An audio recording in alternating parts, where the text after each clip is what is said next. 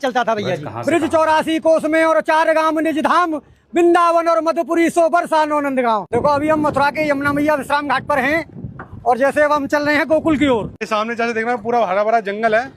जंगल नहीं है ये, अच्छा, इसको बोलते हैं वृंदावन। वृंदावन, हाँ, ये भगवान श्री कृष्ण की गौचार भूमि है। भगवान गोकुल से गैया चराते हुए और ऐसे वृंदावन जाते थे भैया जी। देखो ये इधर दिखाइए, ये सामने है गोकुल गेट। जब भगवान को रात को 12 बजे वासुदेव जी टोकरे में रख के उस पार से इस पार गोकुल लेके आए हैं। इत मथुरा इत गोकुल नगरी, बीच बहते है यमुना गहरी, तो भगवान को यहीं से लेके आए। भैया जिस तरीके से मथुरा आज से मतलब 100 साल पहले रहा होगा, आज भी नहीं 100 साल नहीं, मथुरा द्वापर में भी थी, मथुरा त्रेता में भी थी और मथुरा आज भी है और अनंत काल तक रहेगी। मथुरापुरी को ब्रजमंडल बोला जाता है। अब देखो ये सामने कंस का किला है भैया जी। अच्छा, यही मामा कंस रहते थे और यहीं से मामा जी का राज चलता था भैया जी। मतलब कि वो रहते यहाँ पे थे। हाँ। और जेल उन्होंने कहीं और बनाई। जेल 1 किलोमीटर है यहाँ से। जो भगवान श्री कृष्ण का जन्म हुआ, देवकी वसुदेव जी को कंस बंद कर रखता, वो 1 किलोमीटर है यहाँ से। और कंस का अखाड़ा यहाँ से 1.5 किलोमीटर है, जहाँ भगवान का कंस के साथ में युद्ध हुआ है। क्योंकि भगवान के साथ में कंस का जो शस्त्र युद्ध नहीं हुआ, मल्ल युद्ध हुआ।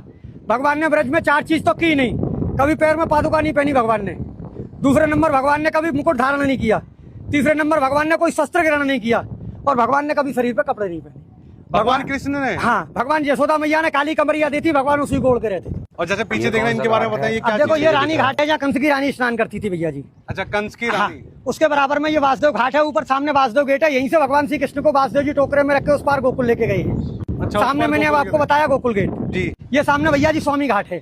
स्वामी घाट? हाँ, स्वामी घाट बोलते हैं। कौन सा है? ये इधर संत घाट है भैया जी। अभी जैसे ये आपने मुझे बताया था कि किला था ये कंस का, तो इस किले में जाने दिया जाता था? नहीं नहीं, उसमें एंट्री नहीं मिलेगी। ऐसा है, पूर्वजों के जमाने से ये बताते हैं कि इसमें कुछ शोध करता गए थे जो कभी वापस नहीं आया, इसलिए सरकार ने उसको बैन कर दिया। मथुरापुरी में सबसे बड़ा पर्व बहन भाई का होता है। कार्तिक महीना में भाई दूज के दिन जो भाई बहन मथुरापुरी में हाथ पकड़ के स्नान करते हैं वो कभी यमलोक में नहीं जाते। ऐसा वरदान धर्मराज ने यमुना मैया को दिया है।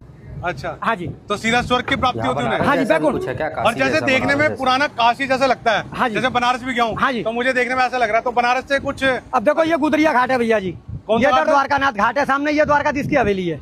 अच्छा, हाँ जी।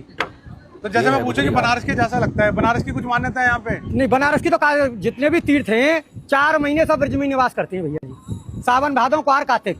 जैसे लोग कहते हैं देव सो गए, तो देवता कभी सोते नहीं भैया जी। उनकी सबकी ड्यूटी ब्रज में लगती है। जब नंद बाबा 80 बरस के हो गए तो नंद बाबा ने कहा कि लाला मेरी हार्दिक इच्छा है कि मैं 4 धाम की यात्रा करूं। तो भगवान ने कहा कि अब दादा अब बड़े बूढ़े हो गए, पहाड़ों पे जाएंगे, गिर पड़ेंगे, इसलिए सब तीर्थों को मैं ब्रज में ही बुला लेता हूँ। तो यहाँ आपको केदारनाथ, बद्रीनाथ, गंगोत्री, यमुनोत्री सब मिलेंगे पूरे ब्रज में। तो मतलब कि अगर कोई 4 धाम की यात्रा करने में असमर्थ है, नहीं तो ब्रज की 4 धाम कर सकता है। और